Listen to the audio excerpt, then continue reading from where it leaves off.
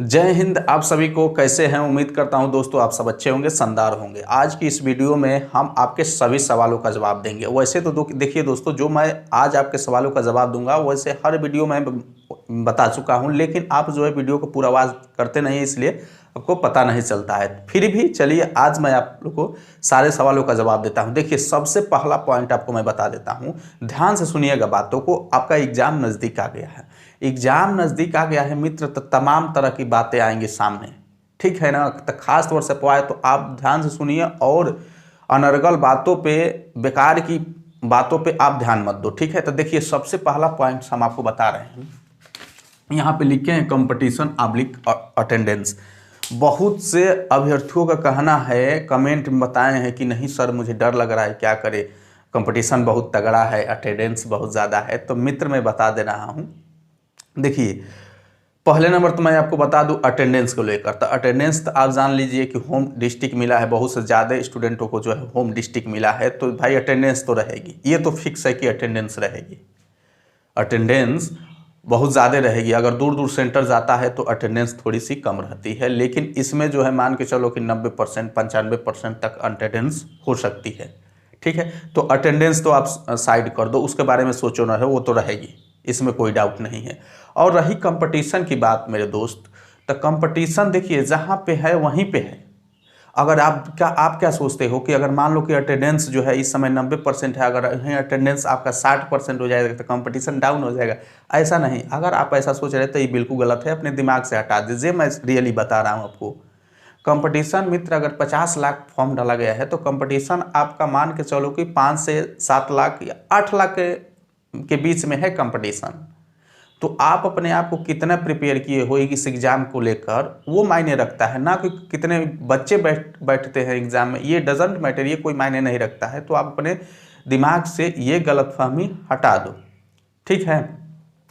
ठीक, अब आते हैं दूसरी बात कि देखिए आप कह रहे हो कि हमें डर लग रहा है। देखिए, डर सबको लगता है, ऐसा नहीं है। देखिए, हम लोग भी जब एग्ज़ाम देने जाते थे तो डरते थे, डर लगता था कि यार एग्ज़ाम में क्या होगा, हमारा एग्ज़ाम पेपर कैसा है। इसलिए डर लगता है कि आप अपनी तैयारी तो किए, कैसे जो हम जिससे फेस करने जा रहे हैं, जिससे हमारा सामना होने जा रहा है, उसे हम अनभिज्ञ है, यानी अपरिचित है, हम उसको जानते नहीं हैं कि वो क्या है, कैसा है।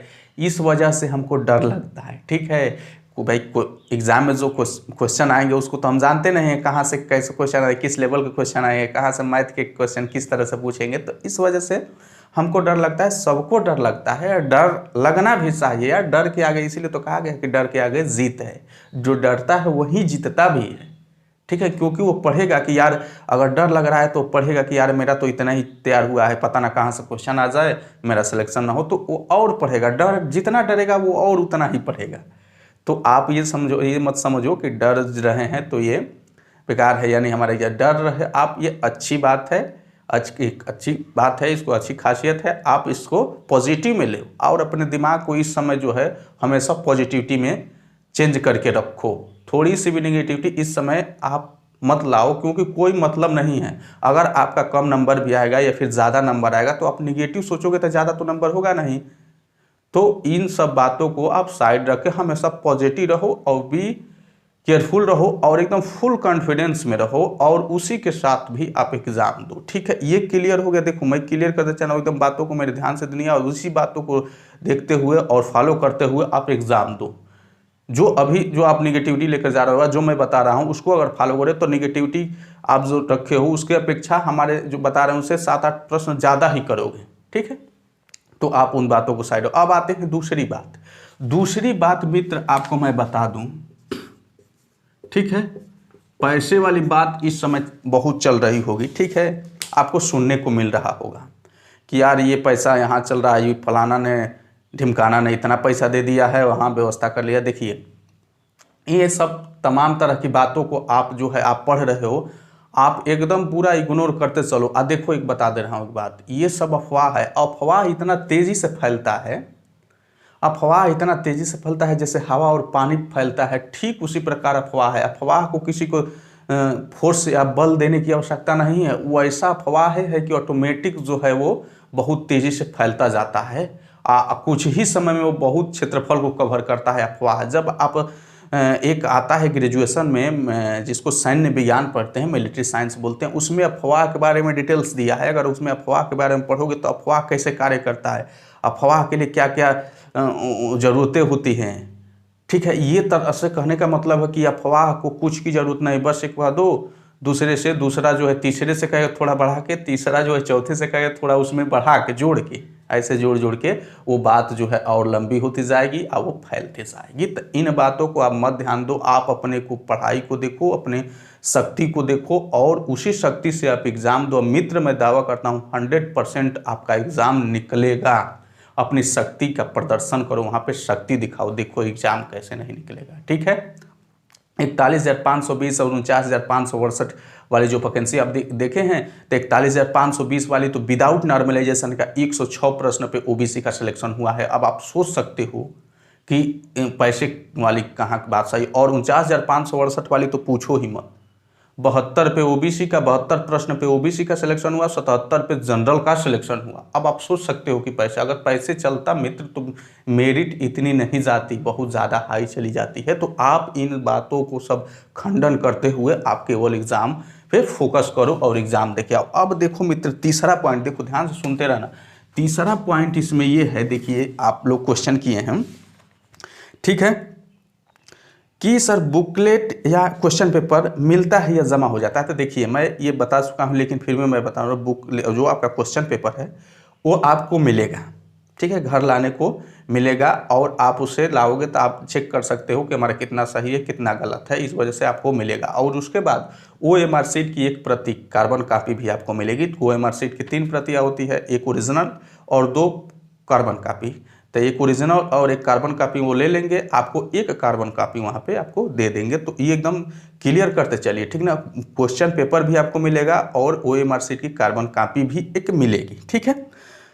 अब दूसरा इसमें चौथा हमारा प्रश्न है, अगला हमारा प्रश्न है कि क्या क्वेश्चन पेपर पर लिख सकते हैं या ऑप्शन पर टिक लगा सकते हैं। तो देखिए क्वेश्चन पेपर की हम बात करें ऑप्शन की, तो आप ऑप्शन पर टिक लगा सकते हो, ठीक है, चाहे छोटा लगाओ या बड़ा लगाओ, या फिर बिंदी भी दे दोगे तो पता भी नहीं चलेगा, किसी को आपका टिक भी लग जाएगा, ठीक है।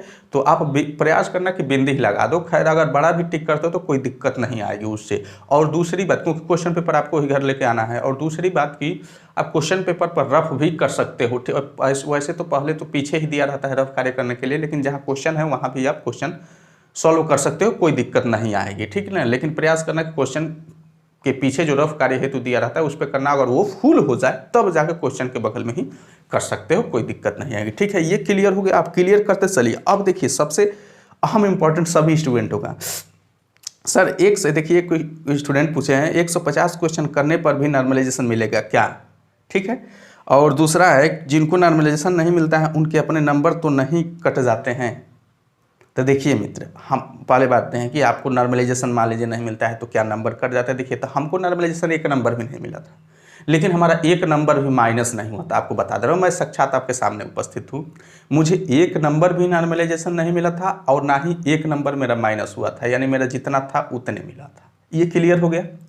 अब देखिए 150 क्वेश्चन करने पर, देखिए मित्र, चाहे आप 150 क्वेश्चन करिए या फिर 70 प्रश्न करिए, अगर नॉर्मलाइजेशन में आप आ रहे हो तो आपको भी नॉर्मलाइजेशन मिलेगा, ऐसा नहीं है, ठीक है ना, कि नहीं आप 150 कर रहे हो तो आपको नहीं मिलेगा, केवल 120 वाले 110 वाले और 90 वाले को मिलेगा, ऐसा नहीं है। नॉर्मलाइजेशन में जिसको जिस शिफ्ट को फ़ायदा हो रहा है, चाहे आप 150 प्रश्न करें या फिर आप 110 करें, नॉर्मलाइजेशन में सबको बेनिफिट मिलेगा, इसमें कोई डाउट नहीं है, ठीक है। अब देखिए जैसे मैं यहाँ पे थोड़ा सा समझिए, मान लेते हैं कि ये राम है, ठीक है, ये श्याम है और यहाँ पे कट ऑफ गई है, ठीक है, कट ऑफ गई है 220 नंबर, ध्यान से सुनिएगा। और यहाँ पे राम को मिला है, मान लेते हैं कि राम को भी 220 नंबर मिला है, ठीक है, यहाँ पे सिलेक्शन हो गया इसको। उसके बाद श्याम को मिला है आपका 190 नंबर, ठीक, 190 नंबर में, इसमें नॉर्मलाइजेशन में 0 नंबर इसको मिला, इसको नॉर्मलाइजेशन में मिल गया कितना, 30 नंबर मिल गया, तो कितना हो जाएगा इसका 220 नंबर हो जाएगा। तो देखो इसका तो सिलेक्शन यहाँ पे हो गया 100%, कोई दिक्कत नहीं। अब यहाँ पे इसका देखिए, इसका भी सिलेक्शन होगा, इसका 190 नंबर आया था, आपका 200 नंबर आएगा, तो आपका भी सिलेक्शन और इसका दोनों का सिलेक्शन हुआ। यहाँ पे नॉर्मलाइजेशन 30 नंबर मिल गया, तो इसका भी 220 नंबर बढ़ के हो गया, तो ये भी हो गया। ठीक है, तो आप समझ गए, तो इसमें भी किसी प्रकार का डाउट ना रखें। अब चलिए एक और अहम प्रश्न आपको मैं बता दूं।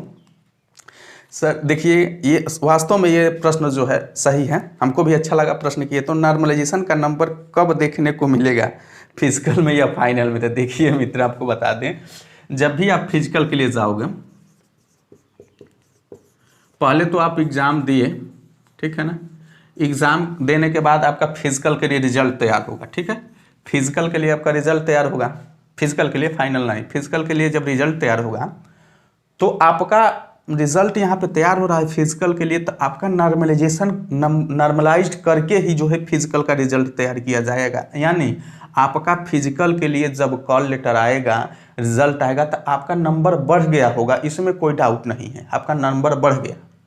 जब फिजिकल के लिए आपका आया कॉल लेटर, फिजिकल के लिए डेट, तो आपका जो है नंबर बढ़ गया है, लेकिन आपको शो नहीं करेगा, आप देख नहीं पाओगे, मेंशन नहीं होगा कि आपको इतना बढ़ा हुआ है, लेकिन आपका फिजिकल में नाम आ गया। जैसे मान लो कि आपका 190 नंबर ही करके आए हो, कट ऑफ 220 पे चली गई है, नॉर्मलाइजेशन में 30 नंबर बढ़ के आगे आप फिजिकल दे रहे हो, लेकिन ये 30 नंबर वाला जो बढ़ा है आपको देख नहीं पाओगे। फिजिकल जब देने जाओगे या फिजिकल का रिजल्ट आएगा उस समय देख नहीं पाओगे। ये आप देखोगे कब, जब फाइनल रिजल्ट आएगा। फाइनल रिजल्ट आएगा,